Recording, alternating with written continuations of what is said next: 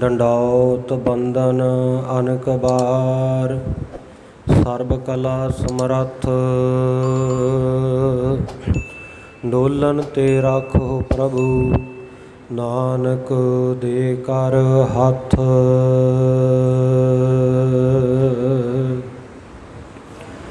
ਪਰਮ ਸਤਿਕਾਰਯੋਗ ਸਤਿਗੁਰਾਂ ਦੀ ਸਾਜੀ ਨਵਾਜੀ ਗੁਰੂ ਪਿਆਰੀ ਗੁਰੂ ਸਵਾਰੀ ਸਾਧ ਸੰਗਤ ਜੀ। ਪਤਿਤ ਪਾਵਨ ਭਗਤ ਵਛਲ ਕਿਰਪਾ ਦੇ ਖਜ਼ਾਨੇ ਸਤਿਗੁਰੂ ਜੁਗੋ ਜੁਗ ਅਟਲ।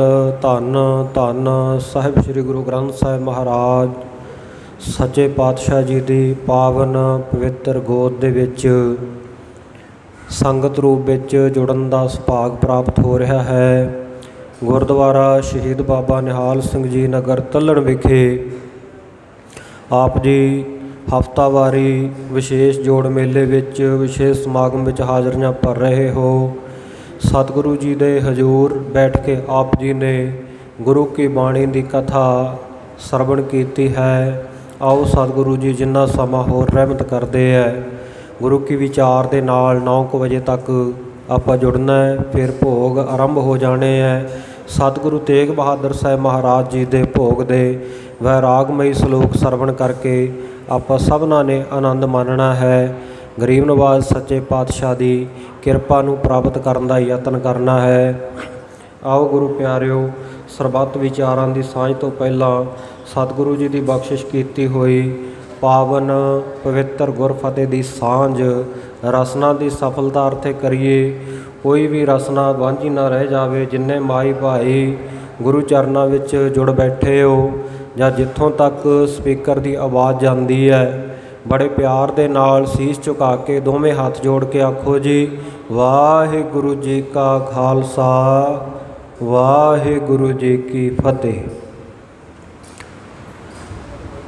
ਸਤਿਗੁਰੂ ਜੀ ਦੀ ਪਵਿੱਤਰ ਬਾਣੀ ਦੇ ਬਚਨ ਹਨ, ਇਹ ਸਰੀਰਾ ਮੇਰਿਆ ਇਸ ਜਗ ਮੈਂ ਆਏ ਕੈ ਕਿਆ ਤੁਧ ਕਰਮ ਕਮਾਇਆ। ਕਿ ਕਰਮ ਕਮਾਇਆ ਤੁਧ ਸਰੀਰਾ ਜਾ ਤੂੰ ਜਗ ਮਹਿ ਆਇਆ। ਜਿਨ ਹਰ ਤੇਰਾ ਰਚਨ ਰਚਿਆ ਸੋ ਹਰ ਮਨ ਨਾ ਵਸਾਇਆ। ਹੇ ਮੇਰਿਆ ਸਰੀਰਾ, ਸੰਸਾਰ ਦੇ ਵਿੱਚ ਜਿੰਨੇ ਵੀ ਆਪਾਂ ਮਨੁੱਖ ਪੈਦਾ ਹੋਏ ਹੈ, ਆਪਣਾ ਮਨੁੱਖਾਪਣ ਤਾਂ ਹੀ ਹੈ ਜੇਕਰ ਸਾਡੇ ਕੋਲ ਵਿਚਾਰ ਹੈ। ਅਤੇ ਗੁਰੂ ਪਿਆਰਿਓ, ਜੇ ਸਾਡੇ ਪੱਲੇ ਵਿਚਾਰ ਨਹੀਂ ਤੇ ਖਾਣਾ ਪੀਣਾ ਭੋਗਣਾ ਸੌਣਾ ਇਹ ਸਭ ਚੀਜ਼ਾਂ ਹੀ ਕਰਦੇ ਹਾਂ, ਇਸ ਚੱਕਰ ਦੇ ਵਿੱਚ ਹੀ ਪਏ ਹਾਂ। ਫਿਰ ਸਾਡੇ ਅਤੇ ਪਸ਼ੂਆਂ ਦੇ ਵਿੱਚ ਕੋਈ ਫਰਕ ਨਹੀਂ ਹੈ। ਫਿਰ ਤਾਂ ਸਤਿਗੁਰ ਸੱਚੇ ਪਾਤਸ਼ਾਹ ਜੀ ਕਹਿੰਦੇ ਸਿਰਫ ਜਾਤ ਹੀ ਮਨੁੱਖ ਵਾਲੀ ਹੈ, ਕਰਤੂਤ ਜਿਹੜੀ ਪਸ਼ੂਆਂ ਵਾਲੀ ਹੈ। ਕਰਤੂਤ ਪਸ਼ੂ ਕੀ ਮਾਨਸ ਜਾਤ ਲੋਕ ਵਿਚਾਰਾ ਕਰੈ ਦਿਨ ਰਾਤ। ਪਸ਼ੂਆਂ ਵਾਲੀ ਕਰਤੂਤ ਜਨਮ ਸਾਡਾ ਮਨੁੱਖਾਂ ਵਾਲਾ। ਜੇ ਮਨੁੱਖਾ ਜਨਮ ਵਿੱਚ ਆਏ ਹਾਂ ਤੇ ਫਿਰ ਇਹ ਵਿਚਾਰੀਏ ਕਿ ਇਹ ਸਰੀਰਾ ਮੇਰਿਆ ਇਸ ਜਗ ਮੈਂ ਆਏ ਕਹਿ ਕਿਆ ਤੁਧ ਕਰਮ ਕਮਾਇਆ। ਵਾਹਿਗੁਰੂ ਪਰਮੇਸ਼ਰ ਨੇ ਤੈਨੂੰ ਸੋਹਣਾ ਸੁੰਦਰ ਸਰੀਰ ਬਖਸ਼ਿਸ਼ ਕੀਤਾ ਹੈ। ਸਰੀਰ ਦਾ ਹਰੇਕ ਅੰਗ ਯੋਗ ਜਗ੍ਹਾ ਦੇ ਉੱਤੇ ਲਾ ਕੇ ਤੈਨੂੰ ਨਵਾਜਿਆ, ਤੈਨੂੰ ਬਖਸ਼ਿਸ਼ਾਂ ਕੀਤੀਆਂ। ਤੈਨੂੰ ਚੱਲਣ ਨੂੰ ਸੋਹਣੇ ਪੈਰ ਦਿੱਤੇ ਹੈ, ਕੰਮ ਕਰਨ ਨੂੰ ਮਿਹਨਤ ਕਰਨ ਨੂੰ ਹੱਥ ਦਿੱਤੇ ਹੈ, ਸੇਵਾ ਕਰਨ ਨੂੰ ਹੱਥ ਦਿੱਤੇ ਹੈ, ਚੱਲ ਕੇ ਜਾਣ ਨੂੰ ਗੁਰੂ ਕੀ ਸੰਗਤ ਵਿੱਚ ਪੈਰ ਦਿੱਤੇ ਹੈ, ਨਾਮ ਜਪਣ ਨੂੰ ਸੋਹਣਾ ਮੁਖੜਾ ਸੋਹਣੀ ਰਸਨਾ ਦਿੱਤੀ ਹੈ। ਅਤੇ ਜਿਸ ਕਾਰਜ ਵਾਸਤੇ ਤੈਨੂੰ ਭੇਜਿਆ ਜੇ ਉਹ ਕਰਦਾ ਹੀ ਨਹੀਂ ਤੇ ਫਿਰ ਤੇਰੇ ਅਤੇ ਪਸ਼ੂਆਂ ਦੇ ਵਿੱਚ ਫਰਕ ਕੀ ਹੋਇਆ। ਨਿੰਦਰਾ ਭੋਜਨ ਭੋਗ ਭੈ ਇਹ ਪਸ ਪੁਰਖ ਸਮਾਨ। ਨਰਨ ਗਿਆਨ ਨਿਜ ਅਧਿਕਤਾ ਗਿਆਨ ਬਿਨਾ ਪਸ ਜਾਨ। ਮਨੁੱਖ ਦੇ ਵਿੱਚ ਵਾਧਾ ਕੀ ਹੈ ਕਿ ਮਨੁੱਖ ਨੂੰ ਆਪਣੇ ਨਿੱਜ ਦਾ ਗਿਆਨ ਹੈ, ਚੰਗਾ ਮਾੜਾ ਸੋਚ ਸਕਦਾ ਹੈ। ਮੈਨੂੰ ਲਾਭ ਕਿੱਥੋਂ ਹੋਣਾ ਹੈ, ਹਾਨੀ ਕਿੱਥੋਂ ਹੋਣੀ ਹੈ, ਇਹਨਾਂ ਗੱਲਾਂ ਬਾਰੇ ਮਨੁੱਖ ਸੋਚ ਸਕਦਾ ਹੈ, ਪਸ਼ੂ ਨਹੀਂ ਸੋਚ ਸਕਦੇ। ਬਾਕੀ ਕੰਮ ਤਾਂ ਸਾਰੇ ਪਸ਼ੂ ਵੀ ਕਰਦੇ ਆ, ਮਨੁੱਖ ਵੀ ਕਰਦਾ ਹੈ। ਭੋਜਨ ਪ੍ਰਸ਼ਾਦਾ ਮਨੁੱਖ ਛਕਦਾ, ਪਸ਼ੂ ਵੀ ਹਰਾ ਚਾਰਾ ਖਾ ਲੈਂਦੇ ਹੈ। ਸੌਂਦਾ ਮਨੁੱਖ ਹੈ, ਪਸ਼ੂ ਵੀ ਸੌਂਦੇ ਆ। ਬੱਚਿਆਂ ਨੂੰ ਜਨਮ ਮਨੁੱਖ ਦਿੰਦਾ ਹੈ ਅਤੇ ਪਸ਼ੂ ਵੀ ਦਿੰਦੇ ਆ। ਫਿਰ ਫਰਕ ਕੀ ਹੋਇਆ। ਇਹ ਤਾਂ ਸਮਾਨ ਲੱਛਣ ਹੈ, ਬਰਾਬਰ ਹੈ।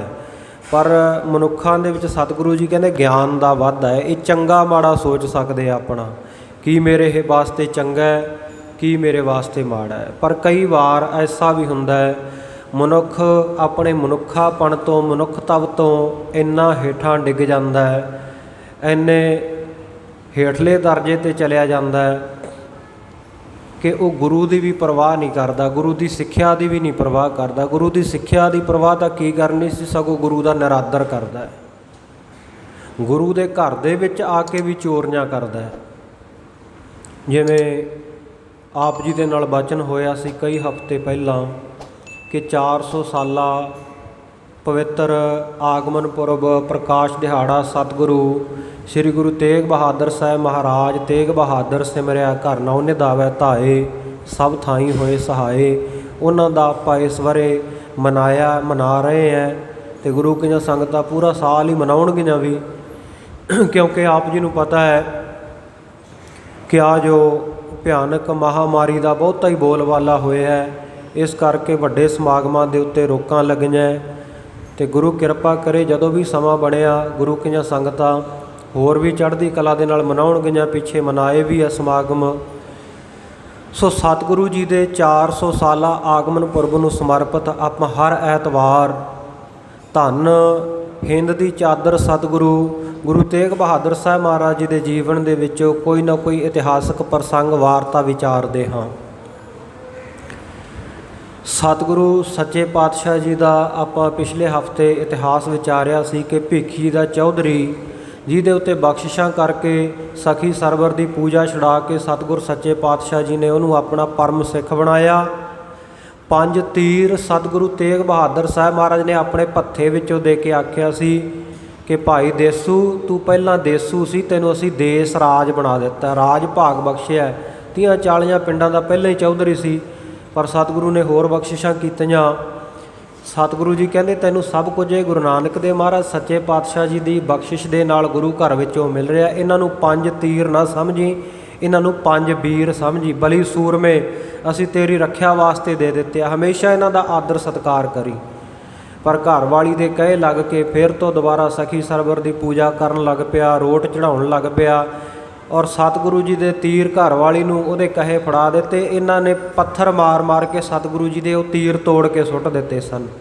ਜਦੋਂ ਸਤਿਗੁਰੂ ਜੀ ਨੂੰ ਪਤਾ ਲੱਗਿਆ, ਸਤਿਗੁਰੂ ਜੀ ਮੌੜ ਨਗਰ ਵਿੱਚ ਸੀ, ਉੱਥੋਂ ਗੁਰੂ ਕੀਆਂ ਸੰਗਤਾਂ ਨੂੰ ਭੇਜਿਆ। ਰਿਸ਼ਤੇਦਾਰੀ ਸੀ ਦੇਸੂ ਦੀ ਉੱਥੇ, ਭੀਖੀ ਵੇਖੇ ਉਹ ਵਿਆਹੀ ਹੋਈ ਸੀ ਬੀਬੀ। ਸੋ ਉਹ ਜਦੋਂ ਪਤਾ ਲੱਗਿਆ ਸਤਿਗੁਰੂ ਸਾਹਿਬ ਜੀ ਨੇ ਕਿਹਾ ਵੀ ਉਹਨੂੰ ਸਮਝਾਓ ਜਾ ਕੇ। ਉਹਨੇ ਆਖਿਆ ਨਹੀਂ ਮੈਂ ਤਾਂ ਗੁਰੂ ਦੀ ਸਿੱਖੀ ਛੱਡੀ ਨਹੀਂ, ਮੈਂ ਤਾਂ ਅੱਜ ਵੀ ਗੁਰੂ ਕਾ ਸਿੱਖਾਂ, ਝੂਠ ਬੋਲ ਦਿੱਤਾ। ਸਤਿਗੁਰੂ ਜੀ ਕੋਲੇ ਆ ਕੇ ਪੰਚਾਇਤ ਨੇ, ਗੁਰੂ ਕੇ ਸਿੱਖਾਂ ਨੇ, ਸੰਗਤ ਨੇ ਆ ਕੇ ਦੱਸਿਆ, ਕਹਿੰਦੇ ਮਹਾਰਾਜ ਨਹੀਂ ਉਹ ਤੁਹਾਡਾ ਸਿੱਖ ਹੀ ਹੈ। ਮਹਾਰਾਜ ਕਹਿੰਦੇ ਝੂਠ ਬੋਲਦਾ, ਤੀਰ ਉਹਨੇ ਤੋੜ ਦਿੱਤੇ ਹੈ। ਦੁਬਾਰਾ ਸਖੀ ਸਰਵਰੀਏ ਦੀ ਗਲ ਵਿੱਚ ਖੁੰਡੀ ਪਾ ਲਈ। ਜਦੋਂ ਸੰਗਤ ਫੇਰ ਗਈ ਕਹਿੰਦੇ ਮਹਾਰਾਜ ਸੱਚੇ ਪਾਤਸ਼ਾਹ ਦੇ ਕੋਲ ਚਲਿਆ ਜਾ, ਭੁੱਲ ਬਖਸ਼ਾ ਲਾ, ਪਰ ਆਇਆ ਨਾ। ਸਤਿਗੁਰੂ ਜੀ ਨੇ ਸਹਿ ਸੁਭਾਵਿਕ ਹੀ ਬਚਨ ਕਰਤਾ, ਕਿਉਂਕਿ ਸਤਿਗੁਰੂ ਸੱਚੇ ਪਾਤਸ਼ਾਹ ਜੀ ਕਿਸੇ ਨੂੰ ਵਾਰ ਸ਼ਰਾਪ ਤਾਂ ਦਿੰਦੇ ਨਹੀਂ ਸਨ ਨਾ। ਗੁਰੂ ਤੇਗ ਬਹਾਦਰ ਸਾਹਿਬ ਮਹਾਰਾਜ ਉਹਨਾਂ ਨੂੰ ਤਾਂ ਜਿਹੜੇ ਦੁੱਖ ਦੇਣ ਵਾਲੇ ਸੀ ਉਹਨਾਂ ਨੂੰ ਕਦੇ ਮਾੜਾ ਨਹੀਂ ਸਤਿਗੁਰੂ ਨੇ ਆਖਿਆ। ਸਤਿਗੁਰੂ ਸੱਚੇ ਪਾਤਸ਼ਾਹ ਜੀ ਦੇ ਨਾਲ ਬਾਬਾ ਬਕਾਲਾ ਸਾਹਿਬ ਵਿਖੇ ਬਰਾਬਰ 22 ਮੰਜੀਆਂ ਲਾ ਕੇ ਬਹਿ ਗਏ ਸੀ, ਕਿ ਉਹਨਾਂ ਨੂੰ ਮਾੜਾ ਆਖਿਆ। ਕੀਰਤਪੁਰ ਸਾਹਿਬ ਗਏ, ਧੀਰ ਮੱਲੀਆਂ ਨੇ ਟਿਕਣ ਨਹੀਂ ਦਿੱਤਾ ਉੱਥੇ, ਸੀਹੇ ਮਸੰਦ ਵਰਗਿਆਂ ਨੇ ਗੋਲੀਆਂ ਚਲਾ ਦਿੱਤੀਆਂ, ਪਰ ਸਤਿਗੁਰੂ ਨੇ ਕਿਸੇ ਬਾਰੇ ਮਾੜਾ ਬਚਨ ਨਹੀਂ ਆਖਿਆ। ਸਤਿਗੁਰੂ ਜੀ ਨੇ ਹਾਂ ਕਰਮਾਂ ਦੇ ਮੁਤਾਬਕ ਜ਼ਰੂਰ ਦੱਸਿਆ, ਕਹਿੰਦੇ ਭਾਈ ਉਹਦੇ ਕਰਮ ਐਸੇ ਆ, ਗੁਰੂ ਨਾਨਕ ਦੀ ਸਿੱਖੀ ਤੋਂ ਮੁਨਕਰ ਹੋਇਆ। 5 ਵੀਰ ਬਖਸ਼ੇ ਸੀ, ਸੰਭਾਲ ਨਹੀਂ ਸਕਿਆ। ਉਹਨਾਂ ਵੀਰਾਂ ਦੀ ਹੁਣ ਇਹਦੇ 'ਤੇ ਕਰੋਪੀ ਹੋਵੇਗੀ ਅਤੇ ਇਹ ਜਿਹੜਾ ਦੇਸੂ ਦਾ ਵੰਸ਼ ਖਤਮ ਹੋ ਜਾਵੇਗਾ। ਫਿਰ ਇਹ ਆਪ ਵੀ ਚੜ੍ਹਾਈ ਕਰ ਗਿਆ। ਇਹਦਾ ਪੁੱਤਰ ਗੈਂਡਾ, ਉਹਨੂੰ ਵੀ ਇਹਦੇ ਸਾਲਿਆਂ ਨੇ ਕਤਲ ਕਰ ਦਿੱਤਾ ਸੀ। ਇਹਦੇ ਪੋਤਰੇ ਨੂੰ ਗੁਆਂਢੀਆਂ ਨੇ ਜ਼ਹਿਰ ਦੇ ਕੇ ਮਾਰ ਦਿੱਤਾ ਸੀ ਸ਼ਰੀਕਾਂ ਨੇ। ਇੱਥੋਂ ਚੱਲ ਕੇ ਸਤਿਗੁਰੂ ਤੇਗ ਬਹਾਦਰ ਸਾਹਿਬ ਮਹਾਰਾਜ ਹੋਰ ਵੱਖ-ਵੱਖ ਪਿੰਡਾਂ ਦੇ ਵਿੱਚ ਹੁੰਦੇ ਹੋਏ ਮਾਈਸਰਖਾਨੇ ਗਏ। ਇੱਥੋਂ ਤਖਤ ਸ੍ਰੀ ਦਮਦਮਾ ਸਾਹਿਬ ਤਲਵੰਡੀ ਸਾਬੋ ਪਹੁੰਚੇ, ਜਿੱਥੇ ਸਿੱਖਾਂ ਦਾ ਚੌਥਾ ਤਖਤ ਹੈ। ਤਖਤ ਸ੍ਰੀ ਦਮਦਮਾ ਸਾਹਿਬ ਤਲਵੰਡੀ ਸਾਬੋ, ਜ਼ਿਲ੍ਹਾ ਬਠਿੰਡਾ। ਉੱਥੇ ਸਤਿਗੁਰੂ ਜੀ ਇਹ ਤਲਵੰਡੀ ਨਗਰ ਵਿਖੇ ਪਹੁੰਚੇ, ਜਿਹਨੂੰ ਸਤਿਗੁਰੂ ਜੀ ਨੇ ਦਮਦਮੇ ਦਾ ਵਰ ਦਿੱਤਾ। ਗੁਰੂ ਕੀ ਕਾਂਸ਼ੀ ਹੋਣ ਦਾ ਵਰ ਸਤਿਗੁਰੂ ਤੇਗ ਬਹਾਦਰ ਸਾਹਿਬ ਮਹਾਰਾਜ ਨੇ ਦਿੱਤਾ। ਉੱਥੇ ਇੱਕ ਉੱਚਾ ਟਿੱਬਾ ਸੀ, ਉੱਚੀ ਬਰਮੀ ਸੀ। ਸਤਿਗੁਰੂ ਜੀ ਨੇ ਉੱਥੇ ਜਾ ਕੇ ਸੀਸ ਝੁਕਾਇਆ। ਸਿੱਖਾਂ ਨੇ ਨਾਲ ਵਾਲਿਆਂ ਨੇ ਪੁੱਛਿਆ, ਮਹਾਰਾਜ ਸੱਚੇ ਪਾਤਸ਼ਾਹ ਜੀ, ਇੱਥੇ ਤਾਂ ਕੋਈ ਅਸਥਾਨ ਵੀ ਨਹੀਂ ਹੈ, ਕੋਈ ਮਹਾਂਪੁਰਖ ਨਹੀਂ ਬੈਠੇ ਹੋਏ, ਅਤੇ ਆਪ ਜੀ ਨੇ ਇਸ ਜਗ੍ਹਾ 'ਤੇ ਨਮਸਕਾਰ ਕਿਉਂ ਕੀਤੀ? ਸਤਿਗੁਰੂ ਜੀ ਕਹਿੰਦੇ ਇੱਥੇ ਬੜਾ ਬਲੀ ਪੁਰਖ ਆਵੇਗਾ, ਕਲਾਧਾਰੀ ਹੋਵੇਗਾ, ਮੀਰੀ ਪੀਰੀ ਦਾ ਮਾਲਕ ਹੋਵੇਗਾ, ਫੌਜਾਂ ਬਾਜਾਂ ਤਾਜਾਂ ਦਾ ਮਾਲਕ ਹੋਵੇਗਾ, ਆਪਣੀ ਤੇਗ ਦੇ ਵਿੱਚੋਂ ਖਾਲਸਾ ਪ੍ਰਗਟ ਕਰੇਗਾ। ਭਾਵ ਸਤਿਗੁਰੂ ਗੁਰੂ ਗੋਬਿੰਦ ਸਿੰਘ ਸਾਹਿਬ ਮਹਾਰਾਜ ਸੱਚੇ ਪਾਤਸ਼ਾਹ ਜੀ ਦੇ ਆਉਣ ਦੀ ਭਵਿੱਖਬਾਣੀ ਕੀਤੀ। ਮਹਾਰਾਜ ਸੱਚੇ ਪਾਤਸ਼ਾਹ ਆਪ ਜੀ ਫਿਰ ਇਸ ਉੱਚੀ ਜਗ੍ਹਾ ਬਿਰਾਜਮਾਨ ਹੋ ਜਾਵੋ। ਕਹਿਣ ਲੱਗੇ ਨਹੀਂ, ਇੱਥੇ ਉਹ ਮਹਾਂਪੁਰਸ਼ ਹੀ ਆ ਕੇ ਬਿਰਾਜੇਗਾ, ਜੰਗਲਾਂ ਵਿੱਚ ਮੰਗਲ ਲਾਵੇਗਾ। ਸੋ ਸਤਿਗੁਰ ਸੱਚੇ ਪਾਤਸ਼ਾਹ ਜੀ ਨੇ ਇਹ ਦਮਦਮਾ ਸਾਹਿਬ ਦੀ ਧਰਤੀ ਨੂੰ ਹੋਰ ਵੀ ਬਹੁਤ ਸਾਰੇ ਵਰ ਦਿੱਤੇ। ਇੱਥੇ ਸਤਿਗੁਰੂ ਜੀ ਨੇ ਇੱਕ ਸਰੋਵਰ ਦੀ ਕਾਰ ਸੇਵਾ, ਗੁਰੂਸਰ ਸਰੋਵਰ ਜਿਹੜਾ ਦਮਦਮਾ ਸਾਹਿਬ ਹੈ, ਦੁਸ਼ਾਲੇ ਦੇ ਨਾਲ ਮਿੱਟੀ ਕਾਰ ਕੱਢੀ ਉਹ ਸੇਵਾ, ਬਾਅਦ ਵਿੱਚ ਸੰਗਤਾਂ ਲੱਗ ਗਈਆਂ, ਵੱਡਾ ਸਰੋਵਰ ਬਣਿਆ। ਨਾਲ ਸਤਿਗੁਰੂ ਨੇ ਵਰ ਦਿੱਤਾ, ਜਿਹੜਾ ਮਾਈ ਭਾਈ ਸ਼ਰਧਾ ਭਾਵਨਾ ਨਾਲ ਇਸ ਸਥਾਨ ਦੇ ਉੱਤੇ ਆਵੇਗਾ ਨਾ, ਗੁਰੂ ਕੀ ਕਾਂਸ਼ੀ ਵਿਖੇ ਬੜਾ ਵਿਦਿਆਵਾਨ ਹੋਵੇਗਾ, ਵਿਦਵਾਨ ਬਣ ਕੇ ਜਾਵੇਗਾ। ਸਤਿਗੁਰੂ ਜੀ ਕਹਿੰਦੇ ਇੱਥੇ ਵਿਦਿਆ ਦੇ ਜਾਣੂ ਵਿਦਵਾਨ ਪੈਦਾ ਹੋਣਗੇ, ਇੱਥੇ ਗਿਆਨ ਵਿਗਿਆਨ ਦੇ ਜਾਣਨ ਵਾਲੇ, ਇੱਥੇ ਸ਼ਰਧਾ ਭਾਵਨਾ ਵਾਲੇ ਪੈਦਾ ਹੋਣਗੇ, ਵਿਦਿਆਰਥੀ ਪੈਦਾ ਹੋਣਗੇ। ਸੋ ਜਿਹੜਾ ਬੈਲ ਬੁੱਧੀ ਵਾਲਾ ਵੀ ਇੱਥੇ ਆਵੇਗਾ ਨਾ, ਉਹ ਵੀ ਇੱਥੋਂ ਵਿਦਵਾਨ ਬਣ ਕੇ ਜਾਵੇਗਾ। ਇਹ ਗੁਰੂ ਕੀ ਕਾਂਸ਼ੀ ਹੈ। ਸਿੱਖਾਂ ਆਖਿਆ, ਮਹਾਰਾਜ ਕਾਸ਼ੀ ਬਨਾਰਸ ਵਿਖੇ ਤਾਂ ਬਹੁਤ ਸਾਰੇ ਵਿਦਵਾਨ ਹੈ, ਬੜੇ ਧਾਰਮਿਕ ਸਥਾਨ ਹੈ, ਬਸੇਸਰਨਾਥ ਦਾ ਸਥਾਨ ਹੈ, ਅੰਨਪੂਰਨਾ ਦਾ ਸਥਾਨ ਹੈ, ਅਤੇ ਮਹਾਰਾਜ ਸੱਚੇ ਪਾਤਸ਼ਾਹ ਉੱਥੇ ਭਗੀਰਥੀ ਗੰਗਾ ਵਗਦੀ ਹੈ। ਇੱਥੇ ਕੀ ਹੈ ਆਪ ਜੀ ਨਿਸ਼ਾਨੇ ਜਾਂਦੇ? ਮਹਾਰਾਜ ਕਹਿੰਦੇ ਜਿਹੜਾ ਦਮਦਮਾ ਨਾ, ਇਹਨੂੰ ਬਸੇਸਰਨਾਥ ਦੇ ਅਸਥਾਨ ਤੋਂ ਵੀ ਉੱਤਮ ਜਾਣੋ। ਜਿਵੇਂ ਕਹਿੰਦੇ ਉੱਥੇ ਭਗੀਰਥੀ ਗੰਗਾ ਵਗਦੀ ਹੈ, ਇੱਥੇ ਗਿਆਨ ਦੀ ਵਿਦਿਆ ਦੀ ਗੰਗਾ ਵਗੇਗੀ। ਜਿਹੜਾ ਵੀ ਮਾਈ ਭਾਈ ਆਵੇਗਾ ਇੱਥੋਂ ਵਿਦਵਾਨ ਬਣ ਕੇ ਜਾਵੇਗਾ। ਬੜੇ ਵਾਰ ਅਨੇਕਾਂ ਬਖਸ਼ਿਸ਼ਾਂ ਸਤਿਗੁਰਾਂ ਨੇ ਕੀਤੀਆਂ। ਬਹੁਤਾ ਇੱਥੋਂ ਦੇ ਸਿੱਖ ਅਮੀਰ ਵੀ ਹੋਣਗੇ, ਤਨ ਮਨ ਧਨ ਗੁਰੂ ਨੂੰ ਅਰਪਣ ਕਰਨ ਵਾਲੇ ਵੀ ਹੋਣਗੇ। ਬਹੁਤ ਬਖਸ਼ਿਸ਼ਾਂ ਕੀਤੀਆਂ। ਇੱਦਾਂ ਹੀ ਵਿਚਰਦੇ ਵਿਚਰਦੇ ਇੱਕ ਦਿਨ 5 ਕੋਹ ਦੂਰ ਗਏ ਅਤੇ ਮਹਾਰਾਜ ਨੇ ਉੱਚੀ ਜਗ੍ਹਾ ਵੇਖ ਕੇ ਆਖਿਆ, ਕਹਿੰਦੇ ਭਾਈ ਆਓ ਸਾਹਮਣੇ ਕੀ ਹੈ? ਗੁਰੂ ਕੇ ਸਿੱਖ ਕਹਿੰਦੇ ਮਹਾਰਾਜ ਜੀ ਇਹ ਬਠਿੰਡਾ ਹੈ। ਮਹਾਰਾਜ ਸੱਚੇ ਪਾਤਸ਼ਾਹ ਤੁਰਦੇ ਤੁਰਦੇ ਉੱਥੇ ਪਹੁੰਚ ਗਏ। ਜਦੋਂ ਚੜ੍ਹੇ ਉੱਥੇ ਗਏ ਅਤੇ ਸਤਿਗੁਰੂ ਸੱਚੇ ਪਾਤਸ਼ਾਹ ਜੀ ਕਹਿੰਦੇ ਭਲੀ ਜਗ੍ਹਾ ਹੈ, ਚੰਗੀ ਜਗ੍ਹਾ ਹੈ, ਬਠਿੰਡੇ ਨੂੰ ਵਰ ਦਿੱਤਾ।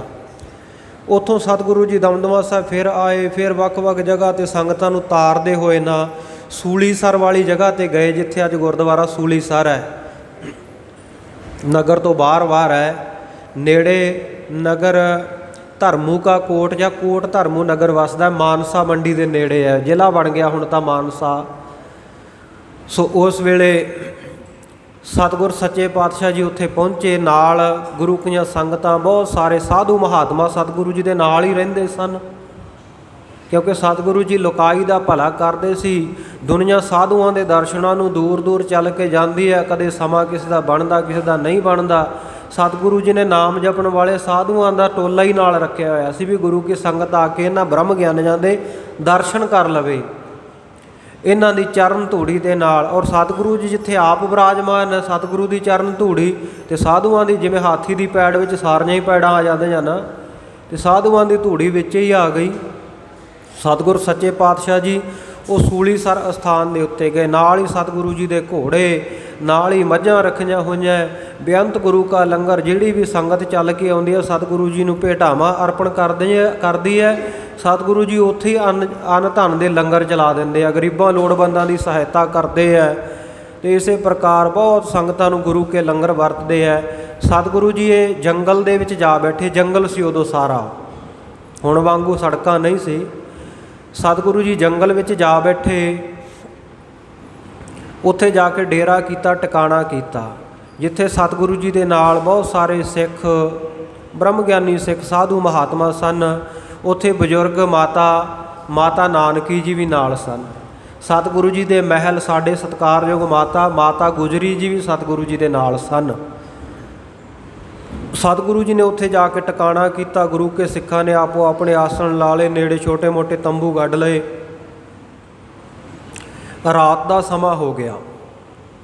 ਰਾਤ ਦਾ ਸਮਾਂ ਹੋਇਆ ਅਤੇ ਗੁਰਮੁਖ ਪਿਆਰਿਓ ਬਹੁਤ ਹਨੇਰਾ ਪਸਰ ਗਿਆ, ਕਿਉਂਕਿ ਹਨੇਰਾ ਹੀ ਹੁੰਦਾ ਸੀ। ਪਹਿਲਾਂ ਕਿਹੜਾ ਬਿਜਲੀ ਦਾ ਪ੍ਰਬੰਧ ਹੁੰਦਾ ਸੀ, ਨਾਲੇ ਜੰਗਲਾਂ ਦੇ ਵਿੱਚ ਤਾਂ ਹਨੇਰਾ ਹੀ ਹੋਣਾ ਸੀ। ਬਹੁਤ ਘਣੇ ਜੰਗਲ ਦਰਖਤ ਹੁੰਦੇ ਸਨ ਤੇ ਉਸ ਵੇਲੇ ਗੁਰਮੁਖ ਪਿਆਰਿਓ 2 ਚੋਰ, ਇੱਕ ਹਿੰਦੂ ਹੈ ਤੇ ਇੱਕ ਮੁਸਲਮਾਨ ਹੈ, ਕਈ ਦਿਨਾਂ ਦੇ ਸਤਿਗੁਰੂ ਜੀ ਦੇ ਪਿੱਛੇ ਲੱਗੇ ਹੋਏ ਸੀ। ਕਿਉਂਕਿ ਸਤਿਗੁਰੂ ਜੀ ਦਾ ਘੋੜਾ ਸੀ ਨਾ ਜਿਹੜਾ, ਬਹੁਤ ਮੁੱਲਾ ਸੀ। ਤੇ ਸੋਚਦੇ ਸਨ ਕਿ ਸਭ ਤੋਂ ਪਹਿਲਾਂ ਤਾਂ ਸਤਿਗੁਰੂ ਜੀ ਦਾ ਘੋੜਾ ਚੋਰੀ ਕਰ ਲਈਏ, ਬੜਾ ਬਹੁਤ ਮੁੱਲਾ ਕੀਮਤੀ ਘੋੜਾ ਹੈ। ਤੇ ਫਿਰ ਦੇਖਾਂਗੇ ਜੇ ਕਿਸੇ ਹੋਰ ਚੀਜ਼ ਦਾ ਦਾ ਲੱਗਿਆ। ਘਾਤ ਲਾਈ ਬੈਠੇ ਸਨ ਉੱਥੇ ਹੀ ਲੁੱਕ ਕੇ ਦਰਖਤਾਂ ਦੇ ਵਿੱਚ। ਜਿਉਂ ਹੀ ਹਨੇਰਾ ਪਸਰਿਆ ਤੇ ਇਹ ਤਾਕ ਦੇ ਵਿੱਚ ਬੈਠੇ ਆ ਵੀ ਕਦੋਂ ਗੁਰੂ ਕੇ ਸਿੱਖ ਆਰਾਮ ਕਰਨ ਲੱਗਣ ਤੇ ਅਸੀਂ ਘੋੜਾ ਚੋਰੀ ਕਰੀਏ। ਸਤਿਗੁਰੂ ਜੀ ਬਿਰਾਜ ਗਏ ਤੰਬੂ ਦੇ ਵਿੱਚ। ਗੁਰੂ ਕੇ ਸਿੱਖ ਵੀ ਆਪੋ ਆਪਣੀ ਜਗ੍ਹਾ ਆਰਾਮ ਕਰਨ ਲੱਗ ਗਏ। ਤੇ ਪਹਿਰੇਦਾਰ ਸੀ ਇੱਕ ਜਿਹੜਾ, ਉਹ ਘੋੜਿਆਂ ਦੀ ਰਾਖੀ ਵਾਸਤੇ, ਮਾਲ ਦੀ ਰਾਖੀ ਵਾਸਤੇ ਜਾਗਦਾ ਸੀ। ਕਿਉਂਕਿ ਉੱਥੇ ਕਿਹੜਾ ਕੋਈ ਵਲਗਣ ਵਲੀ ਹੋਈ ਸੀ, ਕੋਈ ਹਵੇਲੀ ਵਲੀ ਹੋਈ ਸੀ। ਉੱਥੇ ਤਾਂ ਖੁੱਲ੍ਹਾ ਹੀ ਜੰਗਲ ਸੀ ਤੇ ਖੁੱਲ੍ਹੇ ਹੀ ਪਸ਼ੂ ਬੰਨੇ ਹੋਏ ਸੀ, ਘੋੜੇ ਬੰਨੇ ਸੀ, ਮੱਝਾਂ ਬੰਨ੍ਹੀਆਂ ਹੋਈਆਂ ਸਨ। ਤੇ ਗੁਰਮੁਖ ਪਿਆਰਿਓ ਕੀ ਹੋਇਆ, ਹਨੇਰਾ ਵੀ ਬਹੁਤ ਪਸਰ ਗਿਆ। ਹਨੇਰਾ ਪਸਰਿਆ ਤੇ ਨਾਲ ਗੁਰਮੁਖ ਪਿਆਰਿਓ ਆਕਾਸ਼ ਦੇ ਵਿੱਚ ਬਹੁਤ ਸਾਰੇ ਬੱਦਲ ਹੋ ਗਏ, ਹੋਰ ਜ਼ਿਆਦਾ ਹਨੇਰਾ ਹੋ ਗਿਆ। ਜਿਹੜਾ ਕੋਈ ਥੋੜ੍ਹਾ ਬਹੁਤਾ ਰਾਤ ਨੂੰ ਤਾਰਿਆਂ ਦਾ, ਚੰਦ ਦਾ ਪ੍ਰਕਾਸ਼ ਹੁੰਦਾ ਉਹ ਵੀ ਅਲੋਪ ਹੋ ਗਿਆ। ਘੁੱਪ ਹਨੇਰਾ ਹੋਇਆ, ਥੋੜ੍ਹਾ ਥੋੜ੍ਹਾ ਦਿਖਾਈ ਦਿੰਦਾ ਹੈ। ਤੇ ਇਹ ਚੋਰ ਬੈਠੇ ਆ ਤਾਕ ਦੇ ਵਿੱਚ। ਇਹਨਾਂ ਨੇ ਕੀ ਵੇਖਿਆ ਕਿ ਜੰਗਲ ਦੇ ਵਿੱਚੋਂ ਇੱਕ ਸ਼ੇਰ ਆਇਆ। ਉਹਨੇ ਸਤਿਗੁਰੂ ਸਾਹਿਬ ਜੀ ਦੇ ਤੰਬੂ ਦੀ ਆ ਕੇ ਸ਼ਰਧਾ ਭਾਵਨਾ ਦੇ ਨਾਲ, ਜਿਵੇਂ ਸਿੱਖ ਪਰਿਕਰਮਾ ਕਰਦੇ ਆ ਨਾ, ਇਸ ਪ੍ਰਕਾਰ ਆਲੇ ਦੁਆਲੇ ਘੁੰਮ ਕੇ ਪਰਿਕਰਮਾ ਕੀਤੀ। ਫਿਰ ਸਾਹਮਣੇ ਹੋ ਕੇ ਬੈਠਿਆ, ਸਿਰ ਝੁਕਾਇਆ ਤੇ ਵਾਪਸ ਚਲਿਆ ਗਿਆ। ਜਦੋਂ ਇਹ ਕੌਤਕ ਵੇਖਿਆ ਤੇ ਉਹ ਦੋਵੇਂ ਚੋਰਾਂ ਵਿੱਚੋਂ ਜਿਹੜਾ ਮੁਸਲਮਾਨ ਚੋਰ ਸੀ ਨਾ, ਉਹਦੇ ਮਨ ਵਿੱਚ ਸ਼ਰਧਾ ਜਾਗ ਪਈ, ਜਾਂ ਇਹ ਕਹਿ ਲਓ ਵੀ ਉਹਦੇ ਭਾਗ ਜਾਗ ਪਈ। ਚੰਗਾ ਵਿਚਾਰ ਜਦੋਂ ਮਨ ਵਿੱਚ ਆਵੇ ਨਾ, ਉਦੋਂ ਸਮਝਣਾ ਚਾਹੀਦਾ ਕਿ ਭਾਗ ਜਾਗ ਪਏ ਆ, ਸਾਡੇ ਚੰਗੇ ਕਰਮ ਉਦੇ ਹੋ ਗਏ ਆ। ਉਹਦੇ ਭਾਗ ਜਾਗੇ। ਨਾਲ ਵਾਲੇ ਚੋਰ ਨੂੰ ਕਹਿੰਦਾ ਵੀ ਸੁਣ ਲੈ ਗੱਲ ਮੇਰੀ ਮਿੱਤਰਾ, ਵੀ ਆਪਾਂ ਇੱਥੇ ਚੋਰੀ ਨਹੀਂ ਕਰਨੀ। ਉਹ ਕਹਿੰਦਾ ਵੀ ਕਿਉਂ ਨਹੀਂ ਕਰਨੀ, ਕਈ ਦਿਨਾਂ ਦੇ ਆਪਾਂ ਜਾਨ ਹੂਲ ਕੇ ਤੇ ਇਹ ਕੋਸ਼ਿਸ਼ ਦੇ ਵਿੱਚ ਲੱਗੇ ਹੋਏ ਆ। ਅੱਜ ਟਾਈਮ ਆਇਆ, ਕੋਈ ਵਧੀਆ ਸਮਾਂ ਬਣਿਆ, ਹਨੇਰਾ ਪੂਰਾ ਹੈਗਾ ਤੇ ਸਤਿਗੁਰੂ ਜੀ ਆ ਇਕਾਂਤ ਜੰਗਲ ਦੇ ਵਿੱਚ ਬੈਠੇ ਆ, ਕਿਹਨੇ ਪੁੱਛਣਾ, ਆਪਾਂ ਘੋੜਾ ਚੋਰੀ ਕਰਕੇ ਲੈ ਜਾਵਾਂਗੇ। ਕਹਿੰਦਾ ਨਾ ਵੀ ਮੇਰਾ ਮਨ ਨਹੀਂ ਮੰਨਦਾ। ਕਹਿੰਦਾ ਦੇਖ ਸਾਹਮਣੇ ਸ਼ੇਰ ਆਇਆ ਤੇ ਉਹ ਜਾਨਵਰ ਹੁੰਦਾ ਹੋਇਆ, ਮਾਸਾਹਾਰੀ ਜਾਨਵਰ ਆ, ਜਿਹਦਾ ਮਾਸ ਖਾਣਾ ਧਰਮ ਹੈ। ਉਹਨੂੰ ਇੰਨੀ ਸੋਝੀ ਹੈ ਵੀ ਇਹ ਪੂਰਾ ਗੁਰੂ ਆ, ਕਾਮਲ ਫਕੀਰ ਹੈ, ਪੀਰ ਹੈ। ਉਹ ਇਹਨਾਂ ਦੀ ਪਰਿਕਰਮਾ ਕਰਕੇ ਨਮਸਕਾਰ ਕਰਕੇ ਗਿਆ ਵੀ ਮੈਂ ਤਾਂ ਮਨ ਵਿੱਚ ਜਾਣ ਲਿਆ ਵੀ ਇਹ ਪੂਰਾ ਪੀਰ ਹੈ, ਮੈਂ ਨਹੀਂ ਚੋਰੀ ਕਰ ਸਕਦਾ। ਤੂੰ ਕਰਨੀ ਆ ਤਾਂ ਕਰ ਲੈ, ਤੇਰੀ ਮਰਜ਼ੀ ਹੈ। ਵੈਸੇ ਮੈਂ ਤੈਨੂੰ ਵੀ ਵਰਜਦਾ ਹਟਾਉਣਾ ਵੀ ਇੱਥੇ ਚੋਰੀ ਨਾ ਕਰ, ਵੀ ਚੋਰਾਂ ਨੂੰ ਕਿਹੜਾ ਘਾਟਾ ਹੁੰਦਾ, ਆਪਾਂ ਕਿਤੇ ਹੋਰ ਜਾ ਕੇ ਚੋਰੀ ਕਰ ਲਾਂਗੇ। ਜਦੋਂ ਇਹ ਬਚਨ ਆਖੇ, ਉਹ ਕਹਿੰਦਾ ਇੰਨੇ ਦਿਨਾਂ ਦੇ ਲੱਗੇ ਆ, ਮਸਾਂ ਮਿਹਨਤ ਅੱਜ ਪੱਲੇ ਪੈਣ ਲੱਗੀ ਹੈ, ਵੀ ਤੂੰ ਗੱਲਾਂ ਕਿਹੜੀਆਂ ਕਰਦਾ, ਕਿਹੜੇ ਭੁਲੇਖਿਆਂ ਵਿੱਚ ਪੈ ਗਿਆ। ਇੱਥੇ ਕਿਹਨੇ ਵੇਖਿਆ ਵੀ ਸ਼ੇਰ ਕਿਵੇਂ ਆਇਆ, ਇਹ ਜੰਗਲ ਹੈ, ਜੰਗਲ ਵਿੱਚ ਜਾਨਵਰ ਆ ਹੀ ਜਾਂਦੇ ਆ, ਉਵੇਂ ਹੀ ਆ ਕੇ ਮੁੜ ਗਿਆ ਹੋਣਾ। ਗੁਰੂ ਕੀ ਬਾਣੀ ਦਾ ਬਚਨ ਆ ਨਾ, ਹਿੰਦੂ ਅੰਨਾ ਤੁਰਕੂ ਕਾਣਾ, ਦੋਹਾਂ ਤੇ ਗਿਆਨੀ ਸਿਆਣਾ। ਹਿੰਦੂ ਆ ਜਿਹੜਾ, ਉਹ ਤਾਂ ਧਰਮ ਕਰਮ ਵਾਲੇ ਪਾਸਿਓਂ ਬਿਲਕੁਲ ਅੰਨਾ ਹੀ ਆ ਨਾ, ਉਹਨੂੰ ਤਾਂ ਦਿਖਾਈ ਨਹੀਂ ਦੇ ਰਿਹਾ ਜਿਹੜਾ ਚੋਰ ਹਿੰਦੂ ਹੈ। ਤੇ ਜਿਹੜਾ ਤੁਰਕੂ ਹੈ, ਮੁਸਲਮਾਨ ਹੈ, ਉਹਨੂੰ ਸਤਿਗੁਰ ਨੇ ਕਾਣਾ ਆਖਿਆ। ਤੇ ਕਾਣਾ ਆਪਾਂ ਉਹਨੂੰ ਕਹਿੰਦੇ ਵੀ ਜਿਹਨੂੰ ਇੱਕ ਅੱਖੋਂ ਦਿਖਦਾ ਹੋਵੇ, ਦਿਖਾਈ ਦਿੰਦਾ ਹੋਵੇ। ਤੇ ਹੁਣ ਇੱਕ ਅੱਖ ਦੇ ਨਾਲ ਵੀ ਥੋੜ੍ਹਾ ਬਹੁਤ ਦੀਂਦਾ ਤਾਂ ਹੈਗਾ ਹੀ ਆ ਨਾ। ਤੇ ਇਹਨੂੰ ਐਵੇਂ ਹੀ ਦਿਸਿਆ, ਗਿਆਨ ਦਾ ਨੇਤਰ ਇਹਦਾ ਇੱਕ ਖੁੱਲ੍ਹਾ ਕਹਿ ਲਓ ਵੀ ਇਹਨੂੰ ਸੋਝੀ ਆ ਗਈ ਵੀ ਇਹ ਗੁਰੂ ਪੂਰਾ ਹੈ ਤੇ ਇੱਥੇ ਚੋਰੀ ਨਹੀਂ ਕਰਨੀ। ਇਹ ਤਾਂ ਚਲਾ ਗਿਆ ਆਪਣੇ ਘਰ ਵਾਪਸ। ਦੂਜਾ ਕਹਿੰਦਾ ਵੀ ਮਿੱਤਰਾ ਸਮਾਂ ਬਣਿਆ, ਆਪਾਂ ਤਾਂ ਨਹੀਂ ਛੱਡਦੇ ਮੌਕਾ ਇਹ। ਤੇ ਕਹਿੰਦਾ ਮੈਂ ਤਾਂ ਚੋਰੀ ਕਰਨੀ ਆ, ਤੂੰ ਵਹਿੰਦਾ ਜਾਈ। ਕਹਿੰਦਾ ਇੱਕ ਵਾਰੀ ਘੋੜਾ ਖੋਲ੍ਹ ਲਵਾਂ, ਘੋੜੇ ਦੇ ਐਸੀ ਅੱਡੀ ਲਾਊਂਗਾ ਵੀ ਹਵਾ ਹੋ ਜਾਵਾਂਗੇ, ਫੁਰਨ ਹੋ ਜਾਵਾਂਗੇ, ਇੱਥੋਂ ਕਿਹਨੇ ਲੱਭਣਾ ਆਪਾਂ ਨੂੰ, ਕਿਹਨੇ ਫੜ ਲੈਣਾ। ਉਹ ਕਹਿੰਦਾ ਭਾਈ ਤੇਰੀ ਮਰਜ਼ੀ ਆ। ਉਹ ਚਲਿਆ ਗਿਆ। ਹੁਣ ਰਾਤ ਹੋਈ, ਰਾਤ ਨੂੰ ਨਾ ਬੱਦਲਾਂ ਦੇ ਵਿੱਚੋਂ ਛੋਟੀ ਛੋਟੀ ਕਣੀ ਦਾ ਮੀਂਹ ਪੈਣ ਲੱਗ ਪਿਆ, ਰਿਮਝਿਮ ਹੋਣ ਲੱਗ ਪਈ, ਜਿਹਨੂੰ ਆਪਾਂ ਕਹਿੰਦੇ ਆ। ਜਦੋਂ ਇਹ ਨਿੰਮੀ ਕਣੀ ਦਾ ਮੀਂਹ ਪੈਣ ਲੱਗਿਆ ਨਾ, ਬੂੰਦਾਂ ਆਕਾਸ਼ ਤੋਂ ਡਿੱਗੀਆਂ। ਤੇ ਜਿਹੜਾ ਪਹਿਰੇਦਾਰ ਸੀ ਉਹਨੇ ਸੋਚਿਆ ਵੀ ਭਿੱਜ ਜਾਵਾਂਗੇ ਤੇ ਕਿਸੇ ਦਰਖਤ ਦੇ ਹੇਠਾਂ ਹੋ ਜਾਂਦੇ ਆ। ਤੇ ਉਹ ਜਾ ਕੇ ਪਰੇ ਓਲੇ ਜਿਹੇ ਦੇ ਵਿੱਚ ਹੋ ਗਿਆ। ਜਦੋਂ ਉਹ ਪਾਸੇ ਨੂੰ ਓਲੇ ਜਿਹੇ ਹੋ ਕੇ ਮੀਂਹ ਤੋਂ ਬਚਣ ਵਾਸਤੇ ਗਿਆ, ਤੇ ਚੋਰਾਂ ਦਾ ਹੁਣ ਕੰਮ ਹੁੰਦਾ, ਉਹਨਾਂ ਨੇ ਚੋਰੀ ਕਰਨੀ ਹੈ। ਤੇ ਉਹ ਤਾਂ ਦਾਤ ਕਾਉਂਦੇ, ਉਹਨੇ ਨਾਲ ਦੀ ਨਾਲ ਆ ਕੇ ਸਤਿਗੁਰ ਸੱਚੇ ਪਾਤਸ਼ਾਹ ਜੀ ਦਾ ਘੋੜਾ ਖੋਲ੍ਹਿਆ, ਘੋੜੇ ਨੂੰ ਕੰਡਿਆਲਾ ਦੇ ਕੇ ਮੂੰਹ ਵਿੱਚ ਉਹਦੇ ਮੁਹਾਰ ਫੜੀ। ਤੇ ਨਾਲ ਦੀ ਨਾਲ ਇਹ ਵੀ ਨਹੀਂ ਅਦਬ ਕੀਤਾ, ਸਤਿਗੁਰੂ ਜੀ ਦਾ ਘੋੜਾ ਹੈ। ਕਿਉਂਕਿ ਚੋਰ ਨੂੰ ਅਦਬ ਨਾਲ ਕੀ, ਉਹ ਤਾਂ ਜਾਗਦਾ ਹੀ ਸਾਰੀ ਰਾਤ ਇਸ ਵਾਸਤੇ ਹੈ ਨਾ। ਚੋਰ ਤਾਂ ਚੋਰੀ ਕਰਨ ਵਾਸਤੇ, ਰਾਤ ਨੂੰ ਕੌਣ ਜਾਗਦੇ ਹੈ। ਸਤਿਗੁਰ ਸੱਚੇ ਪਾਤਸ਼ਾਹ ਰੱਬ ਦੇ ਪਿਆਰਿਆਂ ਨੇ ਦੱਸਿਆ, ਕਹਿੰਦੇ ਭਾਈ ਜਾਂ ਤਾਂ ਭਜਨ ਬੰਦਗੀ ਵਾਲੇ ਜਾਗਦੇ ਆ, ਜਾਂ ਰੋਗੀ ਭੋਗੀ ਤੇ ਸੋਗੀ ਜਾਗਦੇ ਆ, ਚੋਰ ਚਾਕਰ ਜਾਗਦੇ ਆ। ਤੇ ਇਹ ਜਾਗਦੇ ਹੀ ਇਸ ਕਰਕੇ ਸੀ ਕਿ ਸਤਿਗੁਰ ਸੱਚੇ ਪਾਤਸ਼ਾਹ ਜੀ ਦਾ ਘੋੜਾ ਚੋਰੀ ਕਰ ਲਵਾਂ, ਮੌਕਾ ਬਣਿਆ ਨੇ ਘੋੜਾ ਖੋਲ੍ਹਿਆ, ਨਾਲ ਦੀ ਨਾਲ ਘੋੜੇ 'ਤੇ ਸਵਾਰ ਹੋਇਆ ਤੇ ਘੋੜਾ ਲੈ ਤੁਰਿਆ। ਉਹ ਪਹਿਰੇਦਾਰ ਥੋੜ੍ਹੀ ਜਿਹੀ, ਇੱਕ ਤਾਂ ਮੀਂਹ ਤੋਂ ਬਚਣ ਵਾਸਤੇ, ਬਾਕੀ ਪੱਛੋਂ ਦੀ ਪੌਣ ਚੱਲਦੀ ਸੀ, ਠੰਡੀ ਹਵਾ, ਸ਼ੀਤ ਹਵਾ ਦਾ ਬੁੱਲਾ ਹਿੱਸਾ ਆਇਆ, ਇਹ ਸੁਸਤੀ ਜੀ ਪੈ ਗਈ ਤੇ ਥੋੜ੍ਹੀ ਅੱਖ ਲੱਗ ਗਈ ਪਹਿਰੇਦਾਰ ਦੀ। ਜਦੋਂ ਘੋੜਾ ਚੋਰੀ ਕਰਕੇ ਲੈ ਤੁਰਿਆ ਨਾ, ਤੇ ਉੱਧਰ ਸਤਿਗੁਰ ਸੱਚੇ ਪਾਤਸ਼ਾਹ ਜੀ, ਹੁਣ ਦੁਨੀਆ ਦੇ ਲੋਕਾਂ ਨੂੰ ਲੱਗਦਾ ਵੀ ਰੱਬ ਦੇ ਪਿਆਰੇ ਸੁੱਤੇ ਹੋਏ ਆ, ਪਰ ਸਤਿਗੁਰੂ ਦੀ ਬਾਣੀ ਪੜ੍ਹੋ, ਸਤਿਗੁਰ ਜਾਗਤਾ ਹੈ ਦਿਓ। ਸਤਿਗੁਰੂ ਤਾਂ ਹਮੇਸ਼ਾ ਹੀ ਜਾਗਰਤ ਅਵਸਥਾ ਵਿੱਚ ਹੈ, ਗੁਰੂ ਦੇ ਪਿਆਰੇ ਹਮੇਸ਼ਾ ਜਾਗਰਤ ਅਵਸਥਾ ਵਿੱਚ ਹੁੰਦੇ ਆ। ਆਪਾਂ ਨੂੰ ਲੱਗਦਾ ਵੀ ਬ੍ਰਹਮ ਗਿਆਨੀ ਸਾਧੂ ਮਹਾਂਪੁਰਖੋਂ ਸੁੱਤਾ ਪਿਆ, ਉਹ ਸੌਂਦੇ ਨਹੀਂ। ਸਾਡੇ ਸੌਣ ਦਾ ਅਤੇ ਬ੍ਰਹਮ ਗਿਆਨੀਆਂ ਦੀ ਨੀਂਦ ਦਾ ਫਰਕ ਹੈ, ਕਿਉਂਕਿ ਅਸੀਂ ਜਦੋਂ ਸੌਂਦੇ ਹਾਂ, ਅਸੀਂ ਸੌਂਦੇ ਹਾਂ ਦੁਨਿਆਵੀ ਲੋਕ ਤਮੋ ਗੁਣ ਦੇ ਅਧੀਨ ਹੋ ਕੇ, ਸਾਨੂੰ ਸਭ ਕੁਝ ਭੁੱਲ ਜਾਂਦਾ, ਅਸੀਂ ਮਰਿਆਂ ਬਰਾਬਰ ਹੀ ਹੋ ਜਾਂਦੇ ਹਾਂ, ਸਾਨੂੰ ਆਪਣੇ ਸਰੂਪ ਦਾ ਚੇਤਾ ਨਹੀਂ ਰਹਿੰਦਾ। ਪਰ ਬ੍ਰਹਮ ਗਿਆਨੀ ਨੂੰ ਆਪਣੇ ਸਰੂਪ ਦਾ ਚੇਤਾ ਰਹਿੰਦਾ ਕਿ ਮੈਂ ਉਹ ਬ੍ਰਹਮ ਦਾ ਸਰੂਪ ਹਾਂ, ਮੈਂ ਉਹ ਪਰਮਾਤਮਾ ਦਾ ਸਰੂਪ ਹਾਂ। ਇਸ ਕਰਕੇ ਰੱਬ ਦੇ ਪਿਆਰਿਆਂ ਦਾ ਜਾਗਣ ਸੌਣਾ ਅਤੇ ਸਾਡਾ ਸੌਣਾ, ਇਹ ਦਿਨ ਰਾਤ ਦਾ ਫਰਕ ਹੈ। ਸੁਣ ਜੋ ਸਮਾਧ ਲੱਗੀ ਨਾਲ ਪਰਮਾਤਮਾ ਦੇ, ਦੁਨੀਆ ਕੀ ਜਾਣੇ ਫੱਕਰ ਸੁੱਤੇ ਆ ਕੇ ਜਾਗਦੇ। ਦੁਨੀਆ ਨੂੰ ਕੀ ਪਤਾ ਸੁੱਤੇ ਕੇ ਜਾਗਦੇ, ਦੁਨੀਆ ਦੀ ਨਜ਼ਰ ਵਿੱਚ ਉਹ ਸੁੱਤੇ ਹੈ, ਪਰ ਉਹ ਤਾਂ ਜਾਗਰਤ ਅਵਸਥਾ ਵਿੱਚ ਹੁੰਦੇ ਆ ਹਮੇਸ਼ਾ ਹੀ। ਸਤਿਗੁਰ ਜਾਗਤਾ ਹੈ ਦਿਓ। ਸਤਿਗੁਰੂ ਨੇ ਜਦੋਂ ਘੋੜੇ ਦੇ ਪੌੜਾਂ ਦਾ ਖੜਾਕ ਸੁਣਿਆ ਤੇ ਪਹਿਰੇਦਾਰ ਨੂੰ ਆਵਾਜ਼ਾਂ ਦਿੱਤਾ, ਕਹਿੰਦੇ ਪਹਿਰੇਦਾਰਾ, ਭਾਈ ਸੇਵਾਦਾਰਾ, ਆ ਘੋੜੇ ਦੇ ਚੱਲਣ ਦੀ ਆਵਾਜ਼ ਆਈ ਆ, ਵੇਖ ਘੋੜਾ ਕਿਸੇ ਪਾਸੇ ਖੁੱਲ੍ਹ ਤਾਂ ਨਹੀਂ ਗਿਆ। ਕਹਿੰਦਾ ਉੱਧਰੋਂ ਪਹਿਰੇਦਾਰ ਨੇ ਆਵਾਜ਼ ਦਿੱਤੀ, ਕਹਿੰਦਾ ਮਹਾਰਾਜ ਹਨੇਰਾ ਬੜਾ, ਮੀਂਹ ਪੈ ਰਿਹਾ, ਮੈਂ ਹੁਣੇ ਦੇਖ ਕੇ ਆਇਆ ਵੀ ਘੋੜਾ ਤਾਂ ਆਪਣੀ ਜਗ੍ਹਾ ਹੀ ਸੀ। ਮਹਾਰਾਜ ਕਹਿੰਦੇ ਨਹੀਂ ਭਾਈ, ਘੋੜਾ ਲੱਗਦਾ ਜਾਂ ਤਾਂ ਚੋਰੀ ਹੋ ਗਿਆ ਜਾਂ ਕੋਈ ਖੋਲ੍ਹ ਕੇ ਲੈ ਗਿਆ।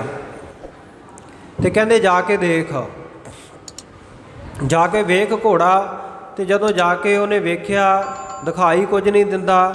ਮਹਾਰਾਜ ਸੱਚੇ ਪਾਤਸ਼ਾਹ ਨੇ ਆਵਾਜ਼ ਦਿੱਤੀ, ਕਹਿੰਦੇ ਭਾਈ ਜੇ ਹਨੇਰਾ ਬਹੁਤਾ ਨਾ, ਤਾਂ ਕਹਿੰਦੇ ਹੱਥ ਮਾਰ ਕੇ ਘੋੜੇ ਦੀ ਪਿੱਠ 'ਤੇ ਹੱਥ ਫੇਰ ਕੇ ਵੇਖ ਲੈ ਵੀ ਘੋੜਾ ਉੱਥੇ ਹੀ ਖੜਾ ਆਪਣੀ ਜਗ੍ਹਾ 'ਤੇ। ਜਦੋਂ ਵੇਖਿਆ, ਨਾਲ ਦੀ ਨਾਲ ਆਵਾਜ਼ ਦਿੱਤੀ, ਕਹਿੰਦਾ ਮਹਾਰਾਜ ਘੋੜਾ ਤਾਂ ਚੋਰੀ ਹੋ ਗਿਆ।